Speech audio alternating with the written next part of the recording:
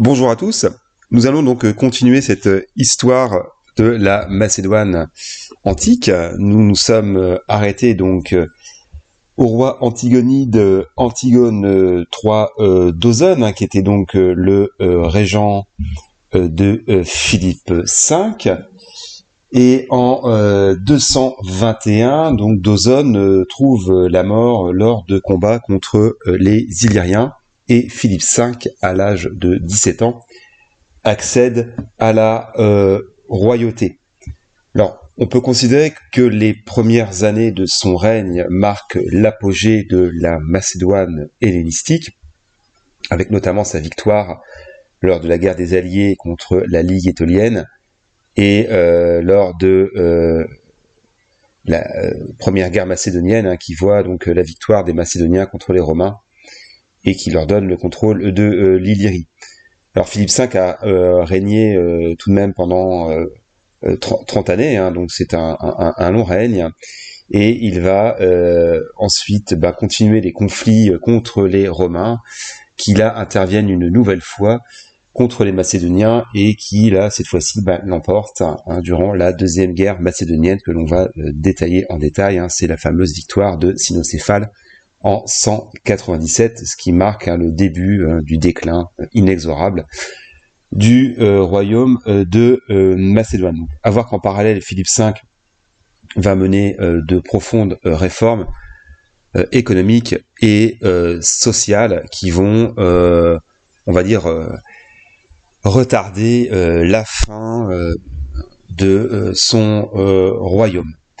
Alors, je vais évoquer en détail la première et la deuxième guerre macédonienne. Alors, il faudra bien suivre, c'est parfois un petit peu dense, un petit peu complexe. Alors, je vais plutôt voir ça, on va dire, du point de vue macédonien, mais bien sûr, on peut aussi le voir du point de vue des Romains.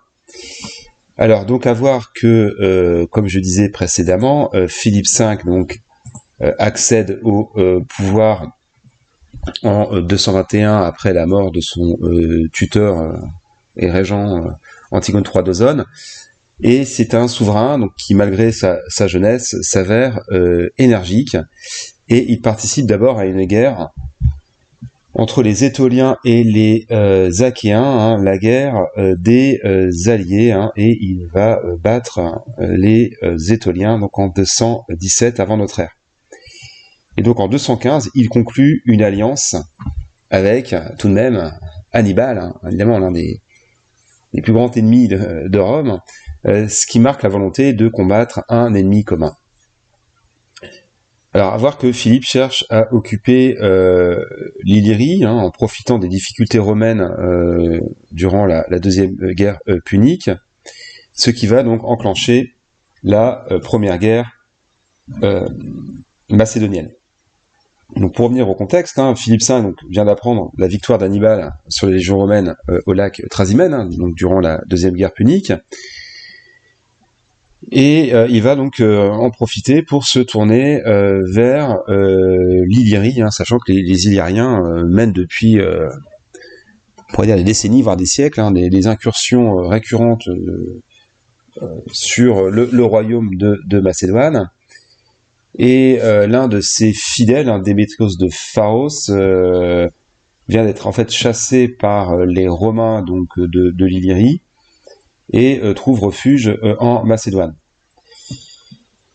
Alors, à voir que donc Philippe va diriger donc une expédition, prétextant que le dynaste illyrien ait rejoint la cause des Étoliens, contre lesquels il a combattu. Et Polybe écrit d'ailleurs donc que Philippe V a pour projet de débarquer ensuite en Italie pour se joindre à Hannibal, mais cette thèse paraît assez peu probable. Donc il fait construire une flotte légère afin de débarquer ses troupes pour s'attaquer donc à la cité d'Apollonie, qui est alors sous protectorat romain. Et l'opération échoue, alors que des renforts romains s'approchent. Et donc Philippe regagne alors la mer Égée, mais tout en continuant à marquer ses ambitions vers l'Illyrie. Donc en 215, à l'époque, Rome et Carthage donc sont toujours évidemment aux prises lors de la guerre punique. Et Hannibal, à cette date, a déjà vaincu 3 fois les armées romaines et semble pouvoir l'emporter. Alors, à voir que donc Philippe envoie des ambassadeurs à Hannibal pour signer un traité d'alliance. Et en échange de l'aide à la Macédoine, Carthage s'engage, après donc une hypothétique victoire contre Rome, à aider Philippe dans sa conquête de la Grèce, en rejetant notamment les Romains hors d'Illyrie. Donc l'accord se fait et les ambassadeurs repartent ensuite, chacun dans leur principauté. Sauf que, alors qu'ils font voile vers Carthage, les ambassadeurs carthaginois sont arraisonnés par la flotte romaine et ils sont arrêtés et envoyés au Sénat.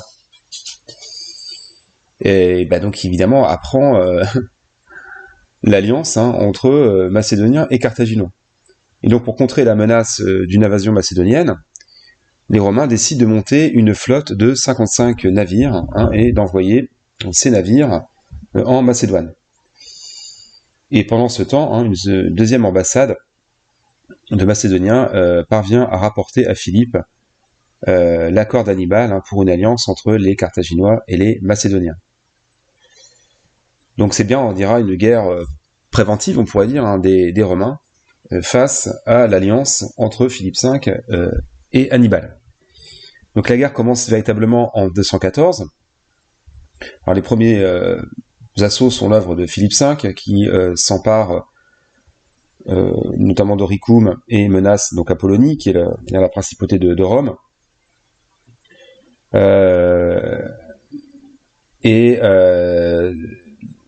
Ils organisent ensuite une sortie avec l'armée macédonienne pour attaquer Apollonie, sauf que l'armée macédonienne est massacrée dans son sommeil par les Romains, et Philippe ne se sauve que de justesse. Et il est empêché donc par les navires romains de gagner la mer, et donc il retourne en Macédoine avec les restes de son armée. Donc il y a d'autres opérations mineures qui ont lieu en 213 et 212, mais Philippe menace toujours le protectorat romain en Illyrie. Donc là, on va aboutir à un enlisement du conflit, parce que les Romains donc, sont incapables d'envoyer des renforts suffisants pour empêcher les Macédoniens de prendre l'Illyrie. Et en 211, les Romains traitent avec la Ligue étolienne pour que celle-ci entre en guerre contre Philippe V. Et en échange, les Romains proposent aux Étoliens de récupérer l'Arcananie.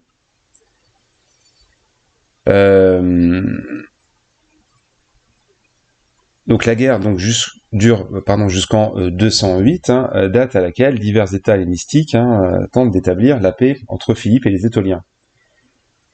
Le but de ces tentatives est de parvenir à limiter l'interventionnisme de Philippe, du roi Attal Ier et des Romains dans les affaires de la Grèce. Alors les Étoliens font échouer des discussions et Philippe quitte furieux l'assemblée de la Ligue achéenne qui sert de cadre aux négociations.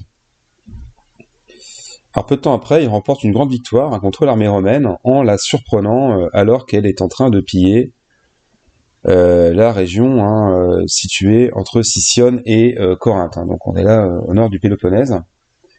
Ensuite, il est soutenu donc, par les Achéens. Il tente de s'emparer d'Élis. Sauf que à l'approche de la ville, les Éléens et les Étoliens font une sortie en profitant de l'aide apportée par les Romains. Et dans les combats, Philippe manque d'être tué et son armée est vaincue, ce qui l'oblige à fuir.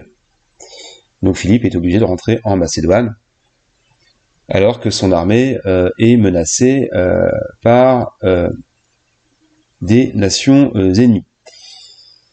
Donc en 207, les combats reprennent et donc les Romains, avec l'aide des Pergamiens, s'emparent d'une partie de l'Eubée, mais échouent devant Cassis. dans le même temps, Philippe, lui, a plus de réussite car il parvient à chasser les Étoliens qui bloquent le défilé des Thermopyles. Alors Philippe parvient finalement à chasser Attale, et donc les combats s'avèrent favorables à Philippe, même s'il n'y a aucun combat décisif contre les Romains. Alors que dans le même temps, Attale, donc le roi de Pergame, est obligé de rentrer dans son royaume avec son armée, car il est menacé par Prusias, le roi de Bithynie, qui en a profité pour envahir son royaume. Alors là, le problème, c'est que, du point de vue romain, c'est que ils ont évidemment aussi à assumer la guerre contre Hannibal, et ils vont donc délaisser leur allié étolien pour se consacrer pleinement à la lutte contre les Carthaginois. Et donc Philippe parvient à l'emporter sur les Étoliens, qui sont contraints en 205 de signer un traité séparé, largement favorable aux Macédoniens. Et donc la même année, un proconsul romain traite avec Philippe et signe la paix à Phénicée. Donc ce traité partage entre Rome et la Macédoine une portion de l'Illyrie, avec pour mission officielle de combattre la piraterie. Donc ce traité de 205 est à l'avantage de Philippe, donc il reçoit une partie du protectorat romain d'Illyrie. Alors certains historiens modernes considèrent qu'en fait ce traité n'est qu'une trêve dans un conflit à long terme, sachant que les articles, on dirait, de cette paix sont relativement équivoques, et suffisamment en tout cas pour que les Romains puissent plus tard intervenir contre la Macédoine. Donc quoi qu'il en soit, Philippe sort vainqueur de cette guerre, ayant considérablement affaibli les Étoliens, qui vont alors plonger dans une grave crise sociale, et sachant aussi qu'il s'est étendu en Illyrie, obtenant un débouché sur la mer Adriatique, pour la première fois dans l'histoire de la Macédoine antique. Alors les Romains sont d'abord évidemment intervenus pour faire face de manière préventive à une coalition entre Philippe et Hannibal, délaissant pour un temps les affaires d'Europe, mais plus tard, les ambitions de Philippe en Méditerranée orientale, notamment en Crète, on verra, ramènent de nouveau les Romains en Grèce.